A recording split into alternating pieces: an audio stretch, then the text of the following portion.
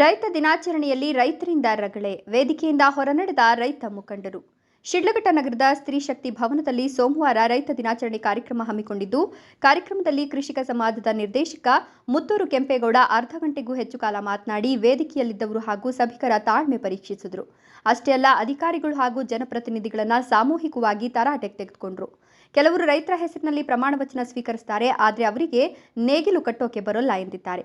ಆಗ ವೇದಿಕೆಯಲ್ಲಿದ್ದ ಕೆಲವರು ಸಾಕು ಬಿಡಣ್ಣ, ಎಷ್ಟೊತ್ತು ಮಾತನಾಡ್ತೀಯ ಅಂದಿದ್ದಕ್ಕೆ ಮುತ್ತೂರು ಕೆಂಪೇಗೌಡ, ಯಾಕ್ರಿ ಮಾತನಾಡಬಾರ್ದು, ನೀವು 12 ಜನ ಮಾತನಾಡಿದ್ದೀರಿ, ನಾನು ಸುಮ್ಮನಿದ್ದೆ, ಇದು ಕೃಷಿಕ ಸಮಾಜದ ಕಾರ್ಯಕ್ರಮ, ಕೇಳೋಕೆ ನೀವು ಯಾರು ಅಂದಿದ್ದಾರೆ. ಇದರಿಂದ ವೇದಿಕೆಯಲ್ಲಿದ್ದ ಎಲ್ಲ ರೈತ ಮುಖಂಡರು ಮುತ್ತೂರು ಕೆಂಪೇಗೌಡರ ವಿರುದ್ಧ ತಿರುಗಿ ಬಿದ್ದಿದ್ದು ತರಾಟೆಗೆ ತೆಗೆದುಕೊಂಡರು. ಕೆಲಕಾಲ ಮಾತಿನ ಚಕಮಕಿ ನಡೆಯಿತು. ಬೇಸರ ಮಾಡಿಕೊಂಡು ವೇದಿಕೆಯಲ್ಲಿದ್ದ ಬಹುತೇಕ ಎಲ್ಲ ರೈತ ಮುಖಂಡರು ಕೂಡ ಕಾರ್ಯಕ್ರಮದಿಂದ ಹೊರ ನಡೆದರು. ಕಾರ್ಯಕ್ರಮ ಅರ್ಧಕ್ಕೆ ಮೊಟಕುಗೊಳ್ತು.